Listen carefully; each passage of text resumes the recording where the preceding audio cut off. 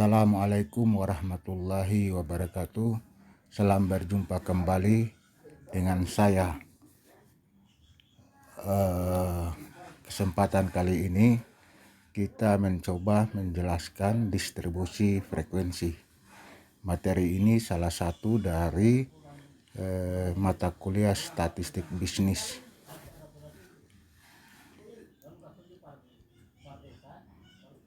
Materi ini diajarkan oleh saya sendiri, Ali Tutupoho, SE MSI.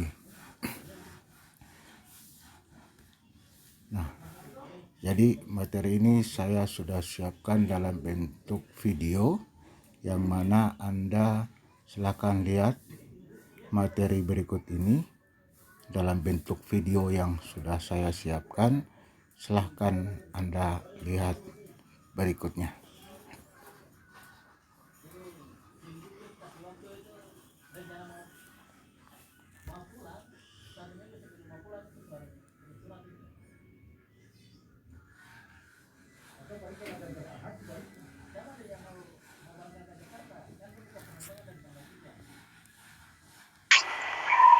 Kali ini kita akan membahas tentang distribusi frekuensi, yaitu salah satu materi dalam mata kuliah statistika.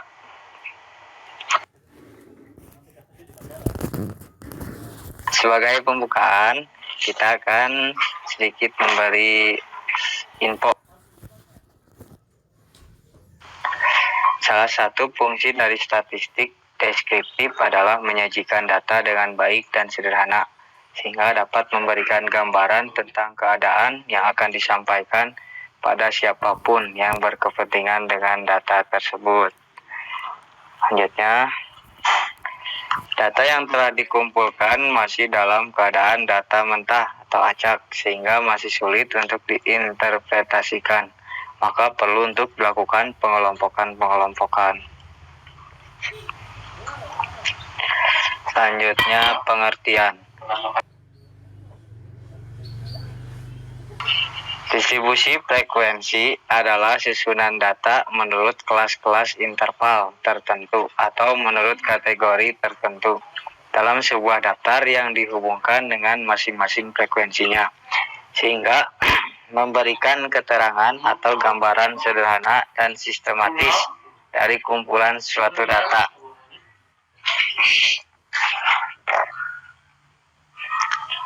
Kekurangan dan kelebihan dari distribusi frekuensi. Kelebihannya yaitu memberikan gambaran secara menyeluruh mengenai data yang kita miliki. Sedangkan kekurangannya yaitu rincian data atau informasi awal menjadi hilang, sehingga data berkelompok menjadi semu dan tidak nyata. Kita akan melihat contoh dari distribusi frekuensi. Distribusi frekuensi yang jadikan contoh ini merupakan distribusi frekuensi tinggi badan 100 mahasiswa Sistem Informasi Universitas Nusa Putra. Nih, bisa kita lihat ya. Contohnya mengenai 151 sampai 153 itu apa, dan selanjutnya gitu. Kita lihat di slide berikutnya. Dari sebuah distribusi frekuensi atau tabel frekuensi terdapat beberapa bagian-bagian sebagai berikut. Yang pertama yaitu kelas-kelas. Kelas merupakan kelompok nilai data atau variabel. Pada tabel yang tadi terdapat 8 kelas, yaitu pada kelas pertama adalah 151 sampai 153, dan 154 sampai 156 adalah kelas kedua, dan seterusnya. Terlebih jelasnya mari kita lihat. Klik. 151 dan 150 sampai 153 ini merupakan kelas pertama. Sedangkan yang ini merupakan kelas kedua. Ini ketiga, 4, 5, 6, 7, 8. Jadi jumlah kelasnya ada 8 kelas. Yang kedua, ada batas kelas atau kelas limit. Batas kelas adalah nilai-nilai yang membatasi kelas yang satu dengan kelas yang lain. Batas kelas itu perlu diketahui bahwa batas kelas tersebut ada dua tipe. Apa saja? Yang pertama itu batas kelas bawah atau lower class limits. Terdapat di deretan sebelah kiri setiap kelas. Pada tabel yang tadi, maka batas kelas bawah adalah 151 untuk kelas pertama. Coba kita lihat. Batas kelas pertama itu, batas kelas bawahnya itu yang ini, 151 untuk kelas yang ini. Dan untuk kelas kedua, batas kelas bawahnya itu 154, dan seterusnya.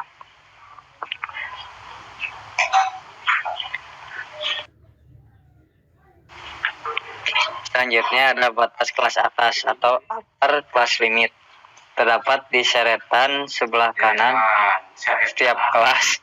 Pada tabel yang tadi, maka batas kelas atas adalah 153 untuk kelas yang pertama. Mari kita lihat. Di 153 ini merupakan batas kelas atas untuk kelas pertama. Dan 156 tentang batas kelas atas untuk kelas kedua, dan ini kelihatan ini merupakan semua batas kelas atas.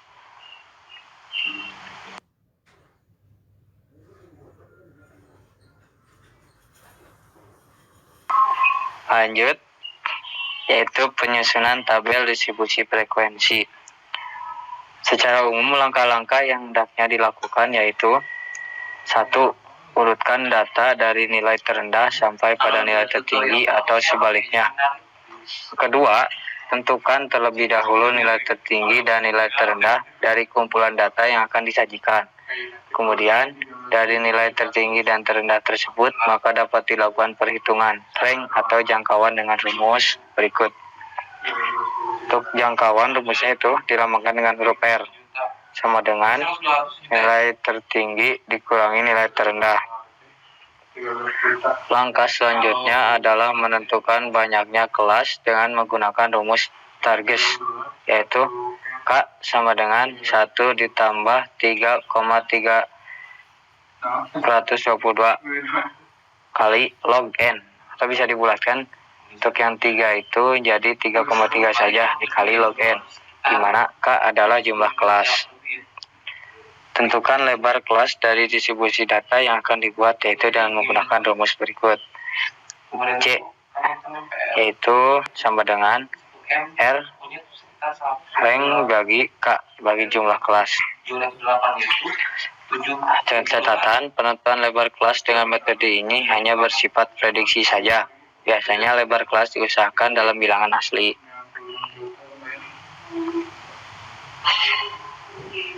Berikutnya contoh pengerjaan distribusi frekuensi. Dari hasil suatu pengumpulan data tentang nilai aljabar mahasiswa Sistem Informasi Universitas Saputra, maka dapatkan data sebagai berikut. Data-data ini masih acak dan jumlahnya ini ber-40 data. Penyelesaiannya yang pertama dengan mengurutkan data. Ini urut yang sudah diurutkan. Untuk yang terkecil itu 65 dan terbesar 82. Untuk langkah kedua, tentukan nilai jangkauan. R sama dengan nilai tertinggi dikurangi nilai terendah. Tadi nilai tertinggi adalah 82 dan nilai terendah 65. Jadi R-nya atau jangkauannya sama dengan 17. Untuk langkah ketiga, banyaknya kelas K adalah K sama dengan 1 ditambah 3,3 dikali log N. Untuk N-nya itu tadi kan sudah diketahui bahwa jumlah datanya atau frekuensinya sebanyak 40. Jadi E-nya diganti 40. Setelah dihitung dan hasilnya kan 6,3. Karena harus bilangan bulat, maka dibulatkan menjadi 6. Kalau di bawah 5, di belakang koma itu diambil angka yang depannya aja. Kalau di lebih dari 5 itu harus ditambah 1 angka depannya, jadi kalau 6 misalnya jadi 7. Angka keempat, tentukan lebar kelas. Dengan rumus yang tadi, R dibagi K sama dengan 17 dari ini dan untuk 6-nya dari sini jumlah kelas. Maka hasilnya 2,5. Karena harus bilangan bulat, dibulatkan menjadi 3.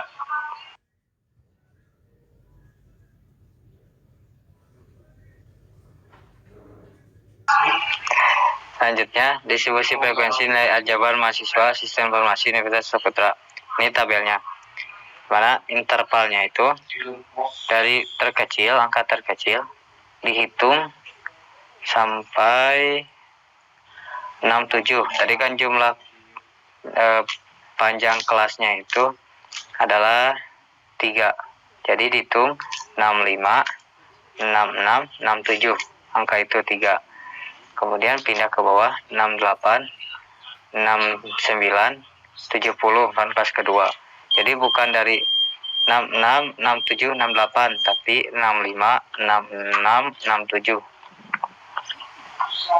Di mana frekuensinya ada 3 nih. Dari data yang saya disusun tadi kita lihat. Yang dari 65 sampai 67 itu berarti dari sini sampai 67, berarti 68 gak masuk. Jadi ada ini 1, 2, 3. Yang kelas kedua 68 sampai 70. Berarti batas atasnya itu 70, batas bawahnya 68. Berarti dari 68 1, 2, 3, 4, 5, 6. Berarti cukup sampai di sini. Karena ini cuma 71, sudah 71. Tidak masuk ke kelas yang kedua. Yang jumlahnya 6 dan semuanya begitu. Setelah dijumlahkan harus berjumlah 40 sesuai data yang ada di bawah ini. Selanjutnya, distribusi frekuensi nilai aljabar mahasiswa Sistem Informasi Universitas Saputra. Tabel dengan data yang lebih lengkap. Ada batas kelasnya. Dari mana ini 64 jadi 4,5, yaitu 65 batas bawahnya itu. Nah, dikurang yang samping sini yang merupakan batas bawah semua dikurangi 0,5, akan batas atasnya semua ditambah 0,5. Seperti ini, 65 dikurangi 0,5, 64,5. Sedangkan 67 ditambah 0,5 jadi 67,5. Ini nilai. Ini ada nilai tengah. Dari mana nilai tengah ini? Nilai tengah ini merupakan dari batas kelas yang dijumlahkan dan dibagi 2. Ini dijumlahkan dibagi 2, jadi 66. Sama juga yang untuk kelas-kelas yang lainnya.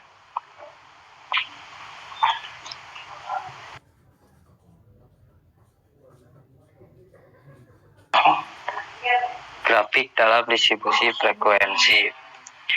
Selain dalam bentuk tabel frekuensi, distribusi frekuensi sering juga dalam bentuk grafik atau digunakan bersama-sama, baik dalam bentuk tabel maupun grafik. Histogram dan poligon adalah dua grafik yang mencerminkan distribusi frekuensi, sedangkan OGIF adalah grafik yang mencerminkan distribusi frekuensi kumulatif. Dalam setiap grafik frekuensi, maka diperlukan sumbu X dan sumbu Y. Umumnya sumbu X digunakan sebagai nilai interval, sedangkan sumbu Y digunakan sebagai nilai frekuensi.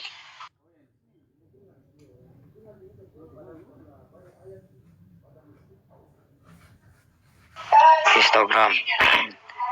Nah, bentuknya seperti ini. Ada tabel batang yang saling menempel. Dari mana angka ini? Angka ini dari sini, dari tabel yang tadi. 64 ini dari sini, dari ini 67 dari semua dari sini. Nah, dan juga dimasukkan nih yang 82 juga dimasukkan ke yang terakhir.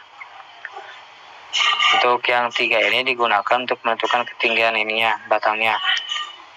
Sesuai yang 3 di sini. Itu sama dengan kelas-kelas yang lain.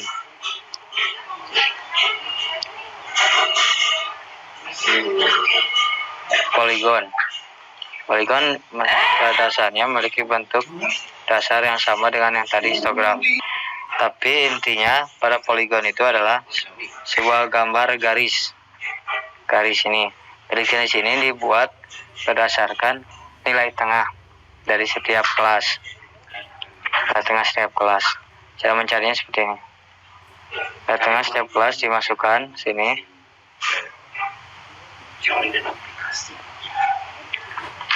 Sama 66 di sini. 3 untuk menentukan ketinggian sama kan seperti yang tadi. Maka frekuensi itu semuanya bakal ketinggian, karena ini merupakan frekuensi, sedangkan ini teh batas kelas.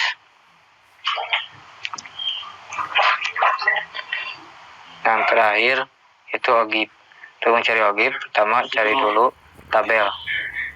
Untuk tabel frekuensi kumulatif kurang dari seperti ini. Dari mana ini mendapatkan seperti ini? Maka batas kelas yang bawah mari masukkan ditambah dengan batas atas kelas terakhir. Saya seperti ini. Kenapa ini di bawah saya ini kosong? Karena tidak ada kelas yang lebih kecil dari 64,5.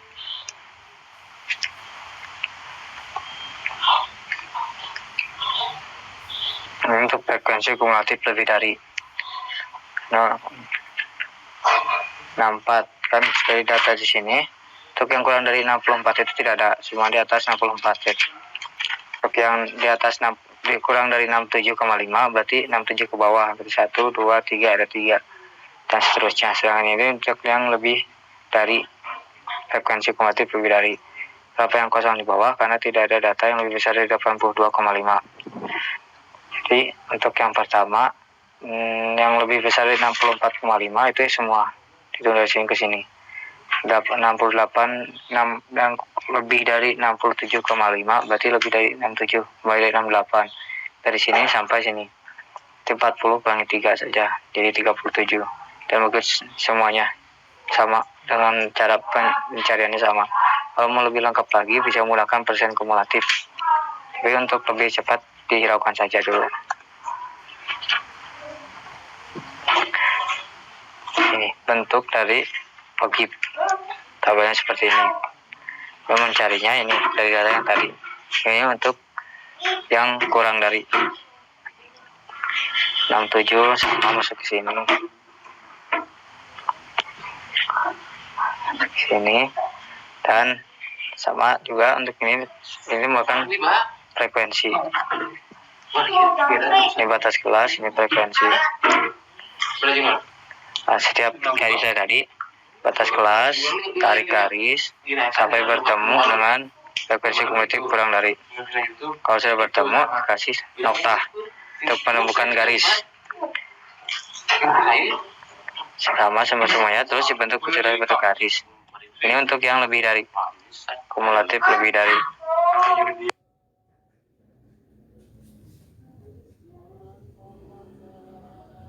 Yang hitam itu kurang dari, yang merah itu lebih dari. Diingat ya. Sekian tutorial dari saya.